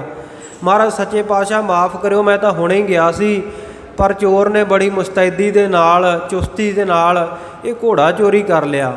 ਤੇ ਮਹਾਰਾਜ ਸੱਚੇ ਪਾਤਸ਼ਾਹ ਮੇਥੋਂ ਇਹ ਅਵੱਗਿਆ ਹੋ ਗਈ, ਆਪ ਜੀ ਦੇ ਘੋੜੇ ਦੀ ਰਾਖੀ ਨਹੀਂ ਕਰ ਸਕਿਆ। ਮਹਾਰਾਜ ਸੱਚੇ ਪਾਤਸ਼ਾਹ ਦੇ ਕੋਲੇ ਆਇਆ, ਕਹਿਣ ਲੱਗਾ ਮਹਾਰਾਜ ਜੀ, ਤੇ ਆਪ ਜੀ ਕਿਰਪਾ ਕਰੋ, ਤੁਹਾਡੀ ਵਸਤੂ ਹੈ, ਗੁਰੂ ਘਰ ਦੀ ਅਮਾਨਤ ਆ, ਆਪ ਹੀ ਵਾਪਸ ਮੰਗਾ ਲਓ, ਨਹੀਂ ਤਾਂ ਮੈਂ ਬੜਾ ਗੁਨਾਹੀ ਸਾਬਤ ਹੋ ਜਾਵਾਂਗਾ। ਮਹਾਰਾਜ ਸੱਚੇ ਪਾਤਸ਼ਾਹ ਕਹਿੰਦੇ ਭਾਈ, ਸੁਣ ਕੇ ਆਵਾਜ਼ ਦੂਜੇ ਸਿੱਖ ਇਕੱਤਰ ਹੋ ਗਏ। ਕਹਿੰਦੇ ਚੋਰ ਕੋਈ ਬਹੁਤੀ ਦੂਰ ਨਹੀਂ ਗਿਆ, ਆ ਕਹਿੰਦੇ ਪਹਾੜ ਵਾਲੇ ਪਾਸੇ ਨੂੰ ਗਿਆ, ਤੇ ਜਾ ਕੇ ਫੜ ਲਓ। ਜੇ ਕਹਿੰਦੇ ਤੁਸੀਂ ਸੋਚਦੇ ਹਨੇਰਾ ਬਹੁਤ ਹੈ, ਕਹਿੰਦੇ ਸਵੇਰ ਵੇਲੇ ਜਾ ਕੇ ਫੜ ਲਿਓ, ਕਹਿੰਦੇ ਉਹ ਜਾਂਦਾ ਨਹੀਂ ਦੂਰ, ਇੱਥੇ ਹੀ ਰਹੂਗਾ। ਐਸੀ ਕਲਾ ਗੁਰੂ ਨਾਨਕ ਦੇਵ ਮਹਾਰਾਜ ਸੱਚੇ ਪਾਤਸ਼ਾਹ ਦੀ ਵਰਤੂਗੀ। ਜਦੋਂ ਮਹਾਰਾਜ ਸੱਚੇ ਪਾਤਸ਼ਾਹ ਨੇ ਵਚਨ ਕੀਤੇ, ਤੇ ਹੁਣ ਸਿੱਖ ਸੰਗਤ ਨੂੰ ਨੀਂਦ ਕਿੱਥੇ, ਸਤਿਗੁਰੂ ਜੀ ਦੇ ਘਰ ਵਿੱਚ ਚੋਰੀ ਹੋ ਗਿਆ ਘੋੜਾ, ਤੇ ਗੁਰੂ ਕੇ ਸਿੱਖ ਆਪਸ ਵਿੱਚ ਬੈਠੇ ਗੱਲਾਂ ਬਾਤਾਂ ਪਛਤਾਵਾ ਕਰ ਰਹੇ ਆ। ਤੇ ਇੱਦਾਂ ਕਰਦਿਆਂ ਕਰਦਿਆਂ ਦਿਨ ਚੜ੍ਹ ਗਿਆ। ਜਦੋਂ ਦਿਨ ਚੜ੍ਹਿਆ ਗੁਰੂ ਪਿਆਰਿਓ, ਤੇ ਸਤਿਗੁਰੂ ਜੀ ਨੇ ਇਸ਼ਾਰਾ ਕਰਤਾ, ਕਹਿੰਦੇ ਭਾਈ ਇੱਧਰ ਨੂੰ ਗਿਆ ਚੋਰ। ਤੇ ਉੱਧਰ ਸਤਿਗੁਰੂ ਦੀ ਕਲਾ ਕੀ ਵਰਤੀ ਵੀ ਚੋਰ ਨੇ ਘੋੜਾ ਤਾਂ ਚੋਰੀ ਕਰ ਲਿਆ ਰਾਤ ਨੂੰ, ਪਰ ਜਦੋਂ ਲੈ ਕੇ ਜਾਣ ਲੱਗਿਆ ਨਾ, ਇਹਨੂੰ ਨੇਤਰਾਂ ਤੋਂ ਦਿਖਾਈ ਦੇਣੋਂ ਹਟ ਗਿਆ, ਦਿਸਣੋਂ ਹਟ ਗਿਆ। ਜਦੋਂ ਦੂਰ ਜਾਇਆ ਕਰੇ ਇਹਨੂੰ ਦਿਖਾਈ ਦੇਣੋਂ ਹਟ ਜਾ ਕਰੇ, ਜਦੋਂ ਸਤਿਗੁਰੂ ਜੀ ਦੇ ਵੱਲ ਨੂੰ ਮੁੜ ਪਿਆ ਕਰੇ ਉੱਧਰ ਨੂੰ, ਇਹਨੂੰ ਦਿਸ਼ਾ ਭਰਮ ਹੋ ਗਿਆ, ਜਿਹਨੂੰ ਆਪਾਂ ਕਹਿੰਦੇ ਹਾਂ ਠੇਠ ਬੋਲੀ ਵਿੱਚ ਚੌਂਦੀ ਲੱਗਣਾ, ਚੌਂਦੀ ਲੱਗ ਗਈ ਇਹਨੂੰ, ਦਿਸ਼ਾ ਦਾ ਭਰਮ ਹੋ ਗਿਆ, ਪਤਾ ਹੀ ਨਾ ਲੱਗੇ ਕਿਹੜੀ ਦਿਸ਼ਾ ਨੂੰ ਜਾਣਾ ਹੈ। ਤੇ ਥੱਕ ਹਾਰ ਕੇ ਉੱਥੇ ਹੀ ਬਹਿ ਗਿਆ, ਅੱਖਾਂ ਤੋਂ ਅੰਨਾ ਹੀ ਹੋ ਗਿਆ, ਇਹਨੂੰ ਦਿਖਾਈ ਕੁਝ ਨਾ ਦੇਵੇ। ਹੁਣ ਕਹਿੰਦਾ ਚਲੋ ਦਿਨ ਚੜ੍ਹੇ ਜਾਵਾਂਗੇ, ਪਰ ਜਿਹਨੂੰ ਦਿਸਦਾ ਹੀ ਨਹੀਂ ਨੇਤਰਾਂ ਤੋਂ, ਦਿਨ ਚੜ੍ਹੇ ਦਾ ਵੀ ਉਹ ਕੀ ਫਾਇਦਾ ਉਠਾਊਗਾ। ਸੋ ਉੱਥੇ ਹੀ ਬੈਠ ਰਿਹਾ। ਅਕਲ ਅੰਨਾ ਤਾਂ ਪਹਿਲਾਂ ਹੀ ਸੀ, ਗੁਰੂ ਘਰ ਚੋਰੀ ਕੀਤੀ, ਚੋਰ ਕੀ ਹਾਮਾ ਭਰੈ ਨਾ ਕੋਏ, ਚੋਰ ਕੀਆ ਚੰਗਾ ਕਿ ਹੋਏ, ਹੱਕ ਪਰਾਇਆ ਨਾਨਕਾ ਉਸ ਸੂਅਰ ਸੁਗਾਏ, ਗੁਰ ਪੀਰ ਹਾਮਾ ਤਾਂ ਭਰੈ ਜਾ ਮੁਰਦਾਰ ਨਾ ਖਾਏ। ਚੋਰ ਦੀ ਹਾਮੀ ਤਾਂ ਗੁਰੂ ਪੀਰ ਭਰਦਾ ਹੀ ਨਹੀਂ, ਤੇ ਜੇ ਚੋਰੀ ਗੁਰੂ ਘਰ ਵਿੱਚ ਆ ਕੇ ਕਰੇ, ਤੇ ਗੁਰਮੁਖ ਪਿਆਰੋ ਕਿੱਥੇ ਲੇਖਾ। ਗੰਗਾ ਦੇ ਉੱਤੇ ਪਾਪ ਲਾਉਣ ਦੇ ਲਈ ਜਾਂਦੇ ਆ ਲੋਕ, ਪਰ ਜਾ ਕੇ ਪਾਪ ਹੀ ਗੰਗਾ 'ਤੇ ਕਰੇ। ਸਤਿਗੁਰੂ ਸੱਚੇ ਪਾਤਸ਼ਾਹ ਜੀ ਦੀ ਬਾਣੀ ਦਾ ਐਸਾ ਵੀ ਗੁਰੂ ਕੇ ਪਿਆਰਿਆਂ ਦਾ ਫਰਮਾਨ ਹੈ, ਕਹਿੰਦੇ ਅੱਗ ਤੋਂ ਬਚਣ ਵਾਸਤੇ ਮਨੁੱਖ ਨਦੀ ਵਿੱਚ ਸਮੁੰਦਰ ਦੇ ਵਿੱਚ ਚਲਿਆ ਜਾਵੇ, ਤੇ ਕਹਿੰਦੇ ਜੇ ਅੱਗ ਹੀ ਸਮੁੰਦਰ ਦੇ ਵਿੱਚ ਲੱਗ ਜਾਵੇ ਫਿਰ ਬਚਾ ਕਿੱਥੇ ਹੈ। ਇਸੇ ਤਰ੍ਹਾਂ ਕਹਿੰਦੇ ਚੋਰੀ ਚਕਾਰੀ ਇਹਨਾਂ ਔਗਣਾਂ ਦਾ ਤਿਆਗ ਕਰਨ ਵਾਸਤੇ ਤਾਂ ਗੁਰੂ ਘਰ ਜਾਣਾ, ਜਾ ਕੇ ਉੱਥੇ ਗੋਲਕੀ ਚੋਰੀ ਕਰ ਲਈ, ਗੁਰੂ ਘਰ ਹੀ ਚੋਰੀ ਕਰ ਲਈ, ਤੇ ਫਿਰ ਤਾਂ ਲੋਕ ਪਰਲੋਕ ਤਾਂ ਵਿਗੜੂਗਾ ਹੀ ਨਾ। ਚੋਰਾਂ ਦੇ ਵੀ ਕੋਈ ਅਸੂਲ ਹੁੰਦੇ ਹੈ। ਸਤਿਗੁਰ ਸੱਚੇ ਪਾਤਸ਼ਾਹ ਜੀ ਦੇ ਘਰ ਦੇ ਵਿੱਚ ਹੀ ਆ ਪਿਆ। ਜਦੋਂ ਸਿੱਖਾਂ ਨੇ ਵਚਨ ਮੰਨਿਆ, ਜਾ ਕੇ ਫੜ ਲਿਆ ਚੋਰ, ਅੱਧਾ ਕੁ ਦੂਰ ਹੀ ਗਿਆ ਸੀ, ਹਲੇ ਉੱਥੇ ਹੀ ਬੈਠਾ ਸੀ ਰਾਤ ਦਾ। ਫੜ ਕੇ ਲਿਆਏ, ਮਾਰ ਕੁੱਟ ਵੀ ਸਿੱਖਾਂ ਨੇ ਚੰਗੀ ਕੀਤੀ, ਧੌਲ ਧੱਫਾ ਕੀਤਾ, ਲਿਆ ਕੇ ਮਹਾਰਾਜ ਦੇ ਪੇਸ਼ ਕਰਤਾ। ਕਹਿੰਦੇ ਮਹਾਰਾਜ ਆ ਗਿਆ ਚੋਰ। ਮਹਾਰਾਜ ਕਹਿੰਦੇ ਭਾਈ ਤੈਂ ਘੋੜਾ ਚੋਰੀ ਕਿਉਂ ਕੀਤਾ? ਦੱਸ ਦਿੱਤਾ। ਮਹਾਰਾਜ ਮੈਂ ਤਾਂ ਬੜਾ ਮੰਦ ਕਰਮੀ ਆ, ਇਹੋ ਜਿਹੀ ਕਰਮ ਹੈ ਮੇਰੇ ਤਾਂ। ਮਹਾਰਾਜ ਕਹਿੰਦੇ ਉਹ ਫਕੀਰਾਂ ਨੂੰ ਤਾਂ ਬਖਸ਼ ਦਿੰਦਾ, ਰੱਬ ਦੇ ਪਿਆਰਿਆਂ ਨੂੰ ਤਾਂ ਬਖਸ਼ ਦਿੰਦਾ, ਤੈਂ ਤਾਂ ਫਕੀਰ ਦਾ ਗੋਦੜਾ ਵੀ ਫੋਲ ਲਿਆ ਕੇ। ਲੋਕ ਰਾਜਿਆਂ ਮਹਾਰਾਜਾਂ ਦੇ ਵੱਡੇ ਘਰਾਂ 'ਚ ਚੋਰ ਚੋਰੀ ਕਰਦੇ ਹੈ। ਹੁਣ ਫਰਕ ਤਾਂ ਹੈਗਾ ਹੀ ਹੈ ਨਾ ਗੁਰਮੁਖੋ, ਇੱਕ ਗੁਰੂ ਘਰ ਦੀ ਗੋਲਕ ਤੋੜਨੀ ਤੇ ਇੱਕ ਬੈਂਕ ਲੁੱਟਣਾ, ਦੋਵੇਂ ਕਾਰਜਾਂ 'ਚ ਫਰਕ ਹੈ। ਪਰ ਸਤਿਗੁਰੂ ਆਗਿਆ ਨਹੀਂ ਦੇ ਰਹੇ, ਸਤਿਗੁਰੂ ਸਮਝਾਉਣ ਵਾਸਤੇ ਕਹਿ ਰਹੇ ਹੈ। ਕਹਿੰਦੇ ਫਕੀਰਾਂ ਦਾ ਗੋਦੜਾ ਵੀ ਫੋਲ ਲਿਆ ਤੈਂ ਤਾਂ। ਕਹਿੰਦਾ ਮਹਾਰਾਜ ਬਖਸ਼ੋ, ਮੈਂ ਤਾਂ ਮੰਦ ਕਰਮੀ ਹੈ, ਜੋ ਮੇਰੀ ਸਜ਼ਾ ਬਣਦੀ ਹੈ। ਮੈਨੂੰ ਮੇਰੇ ਮਿੱਤਰ ਦੀ ਕਹੀ ਹੋਈ ਗੱਲ ਵੀ ਬਾਅਦ 'ਚ ਬਹੁਤ ਚੇਤੇ ਆਈ, ਪਛਤਾਇਆ ਵੀ ਮੈਂ ਬੜਾ, ਪਰ ਮਹਾਰਾਜ ਦਿਸਦਾ ਹੀ ਕੁਛ ਨਹੀਂ ਸੀ, ਜਾਵਾਂ ਕਿੱਧਰ। ਮਹਾਰਾਜ ਕਹਿੰਦੇ ਭਾਈ ਕੋਈ ਗੱਲ ਨਹੀਂ, ਇਹਨੂੰ ਪਛਤਾਵਾ ਹੋਇਆ ਛੱਡ ਦਿਓ। ਗੁਰੂ ਕੇ ਸਿੱਖਾਂ ਤੋਂ ਕਹਿ ਕੇ ਛੁਡਾ ਦਿੱਤਾ। ਮਹਾਰਾਜ ਸੱਚੇ ਪਾਤਸ਼ਾਹ ਮੈਨੂੰ ਸਜ਼ਾ ਦਿਓ। ਮਹਾਰਾਜ ਕਹਿੰਦੇ ਭਾਈ ਸਜ਼ਾ ਕੀ ਦੇਣੀ ਹੈ, ਪਰਮੇਸ਼ਰ ਭਲਾ ਕਰੇ ਤੇਰਾ। ਚੋਰਾਂ ਦੀ ਸਜ਼ਾ ਕੀ ਹੁੰਦੀ ਹੈ? ਮਹਾਰਾਜ ਸੱਚੇ ਪਾਤਸ਼ਾਹ ਕਹਿੰਦੇ ਭਾਈ ਚੋਰਾਂ ਦੀ ਸਜ਼ਾ ਆਮ ਤਾਂ ਦੁਨੀਆ ਦੇ ਵਿੱਚ ਇਹੀ ਹੁੰਦੀ ਹੈ ਵੀ ਦੁਨੀਆ ਦੇ ਲੋਕ ਜਿਹੜੇ ਚੋਰਾਂ ਨੂੰ ਸੂਲੀ ਦੀ ਸਜ਼ਾ ਦੇ ਦਿੰਦੇ ਆ, ਉਹ ਆਮ ਪ੍ਰਚਲਿਤ ਸੀ, ਇਹ ਸਜ਼ਾ ਸੂਲੀ ਦੇ ਦਿੰਦੇ ਹੁੰਦੇ ਸੀ। ਸੋ ਕਹਿੰਦੇ ਚੋਰਾਂ ਦੀ ਸਜ਼ਾ ਤਾਂ ਸੂਲੀ ਹੁੰਦੀ ਹੈ। ਕਹਿੰਦਾ ਮਹਾਰਾਜ ਸੱਚੇ ਪਾਤਸ਼ਾਹ ਹੁਣ ਤੁਹਾਡਾ ਬਚਨ ਹੋ ਗਿਆ ਤੇ ਮੈਂ ਇਹ ਬਚਨ ਨਹੀਂ ਮੋੜਦਾ, ਮੇਰਾ ਤਾਂ ਕਹਿੰਦੇ ਜਨਮ ਹੀ ਸਫਲਾ ਤਾਂ ਹੋਣਾ ਜੇ ਮੈਨੂੰ ਸਜ਼ਾ ਮਿਲੇ। ਮਹਾਰਾਜ ਕਹਿੰਦੇ ਬਖਸ਼ਿਆ ਤੈਨੂੰ ਭਾਈ, ਆਪਣੇ ਘਰ ਜਾ। ਇਹਨੇ ਕੀ ਕੀਤਾ, ਕੋਲੇ ਇੱਕ ਜੰਡ ਦਾ ਦਰਖਤ ਸੀ, ਉਹ ਜੰਡ ਦੇ ਦਰਖਤ ਉੱਤੇ ਚੜ੍ਹਿਆ, ਉਹਦੇ ਸੁੱਕੇ ਟਾਹਣੇ ਨੂੰ ਜ਼ੋਰ ਨਾਲ ਤੋੜਿਆ ਤੇ ਤਿੱਖਾ ਖੁੰਗੜ ਜਾ ਉਹਦੇ ਵਿੱਚੋਂ ਨਿਕਲਿਆ ਆ, ਤੇ ਉਹਦੇ ਉੱਤੇ ਪੇਟ ਦੇ ਭਾਰ ਲੇਟ ਗਿਆ। ਮਹਾਰਾਜ ਨੂੰ ਨਮਸਕਾਰ ਕੀਤੀ, ਮਹਾਰਾਜ ਭਲਾ ਕਰਿਓ, ਗਲਤੀ ਵੱਡੀ ਹੋ ਗਈ ਸੀ। ਤੇ ਗੁਰਮੁਖ ਪਿਆਰਿਓ ਪੇਟ ਦਾ ਭਾਰ ਦਿੱਤਾ, ਇਹਦਾ ਪੇਟ ਫਟ ਗਿਆ ਤੇ ਉਹ ਇਉਂ ਜੰਡ ਦੇ ਦਰਖਤ ਦੇ ਉੱਤੇ ਸੂਲੀ ਚੜ੍ਹ ਕੇ ਤੇ ਇਹ ਚੋਰ ਜਿਹੜਾ ਮਹਾਰਾਜ ਸੱਚੇ ਪਾਤਸ਼ਾਹ ਦੇ ਦਰਸ਼ਨ ਕਰਦਾ ਹੋਇਆ, ਚੋਰੀ ਕਰਨ ਵਾਲਾ ਵੀ ਸੱਚਖੰਡ ਨੂੰ ਚਲਿਆ ਗਿਆ, ਕਿਉਂਕਿ ਪਛਤਾਵਾ ਕਰ ਲਿਆ ਤੇ ਸਜ਼ਾ ਆਪ ਭੁਗਤ ਲਈ, ਨਹੀਂ ਅੱਗੇ ਮਿਲਣੀ ਸੀ। ਸੋ ਇਸ ਪ੍ਰਕਾਰ ਉਸ ਜਗ੍ਹਾ ਦੇ ਉੱਤੇ ਕੋਟ ਧਰਮੂ ਨਗਰ ਦੇ ਨੇੜੇ ਇਹ ਸੂਲੀਸਰ ਗੁਰਦੁਆਰਾ ਸਾਹਿਬ ਹੈ, 9ਵੇਂ ਪਾਤਸ਼ਾਹ ਜੀ ਦਾ ਇਤਿਹਾਸਕ ਅਸਥਾਨ। ਸੋ ਉੱਥੇ ਸਤਿਗੁਰੂ ਜੀ ਨੇ ਭਲਾ ਕੀਤਾ। ਇੱਥੋਂ ਬਾਅਦ ਸਤਿਗੁਰੂ ਜੀ ਅੱਗੇ ਬਰੇ ਨਗਰ ਵਿਖੇ, ਬੁਢਲਾਡੇ ਨਗਰ ਵਿਖੇ, ਹੋਰ ਬਹੁਤ ਸਾਰੇ ਨਗਰਾਂ ਵਿੱਚ ਉਤਾਰਦੇ ਹੋਏ ਅੱਗੇ ਧਮਧਾਨ ਸਾਹਿਬ ਨੂੰ ਚਲੇ ਗਏ। ਮਾਲਵਾ ਦੇਸ਼ ਰਟਨ ਦੀ ਸਾਖੀ ਪੁਸਤਕ ਜਿਹੜੀ ਹੈ ਉਹਦੇ ਵਿੱਚ ਵਿਸਥਾਰ ਸਹਿਤ, ਇਸੇ ਤਰ੍ਹਾਂ ਸ਼੍ਰੀ ਗੁਰਪ੍ਰਤਾਪ ਸੂਰਜ ਗ੍ਰੰਥ ਤੇ ਤਵਾਰੀਖ ਦੇ ਵਿੱਚ ਇਹ ਇਤਿਹਾਸ ਦਰਜ ਹੈ। ਸਤਿਗੁਰੂ ਤੇਗ ਬਹਾਦਰ ਸਾਹਿਬ ਮਹਾਰਾਜ ਸੱਚੇ ਪਾਤਸ਼ਾਹ ਨੇ ਉਹ ਚੋਰ ਦੇ ਉੱਤੇ ਕਿਰਪਾ ਕੀਤੀ, ਉੱਥੇ ਸੂਲੀ ਚੜ੍ਹਿਆ ਤੇ ਸੂਲੀਸਰ ਅਸਥਾਨ ਦਾ ਨਾਮ ਪ੍ਰਸਿੱਧ। ਦੁਨੀਆ ਸੂਲੀ ਤੇ ਚੜ੍ਹਦੀ ਹੈ, ਪਰ ਉਹ ਸੂਲੀਸਰ, ਸਾਰ ਨਾਮ ਹੈ ਸ੍ਰੇਸ਼ਟ ਦਾ, ਸ੍ਰੇਸ਼ਟ ਸੂਲੀ ਚੜ੍ਹਿਆ, ਸੱਚਖੰਡ ਨੂੰ ਗਿਆ। ਇਉਂ ਸਤਿਗੁਰੂ ਤੇਗ ਬਹਾਦਰ ਸਾਹਿਬ ਮਹਾਰਾਜ ਸਾਰੀ ਦੁਨੀਆ ਦਾ ਭਲਾ ਕਰਨ ਵਾਲੇ, ਜਿਹੜਾ ਵੀ ਉਹਨਾਂ ਦੇ ਨਾਮ ਨੂੰ ਸਿਮਰਦਾ ਹੈ, ਤੇਗ ਬਹਾਦਰ ਸਿਮਰਿਆ ਕਰ ਨਾਉ ਨਿਧਾਵੈ ਧਾਏ, ਸਭ ਥਾਈਂ ਹੋਏ ਸਹਾਏ। ਲੋਕ ਪਰਲੋਕ ਦੇ ਰਾਖੇ ਸਤਿਗੁਰੂ ਜੀ ਦੇ ਇਤਿਹਾਸ ਦੀ ਵਿਚਾਰ ਕਰਦਿਆਂ ਹੋਈਆਂ ਬੇਅੰਤ ਭੁੱਲਾਂ ਦੀ ਆਪ ਸਮੂਹ ਸੰਗਤਾਂ ਨੇ ਖਿਮਾ ਬਖਸ਼ਣੀ। ਗਰੀਬ ਨਵਾਜ਼ ਸੱਚੇ ਪਾਤਸ਼ਾਹ ਕਿਰਪਾ ਕਰਨ, ਸਮਤ ਬਖਸ਼ਣ। ਆਓ ਗੁਰਫਤਿਹ ਦੀ ਸਾਂਝ ਕਰੀਏ ਜੀ। ਵਾਹਿਗੁਰੂ ਜੀ ਕਾ ਖਾਲਸਾ, ਵਾਹਿਗੁਰੂ ਜੀ ਕੀ ਫਤਿਹ।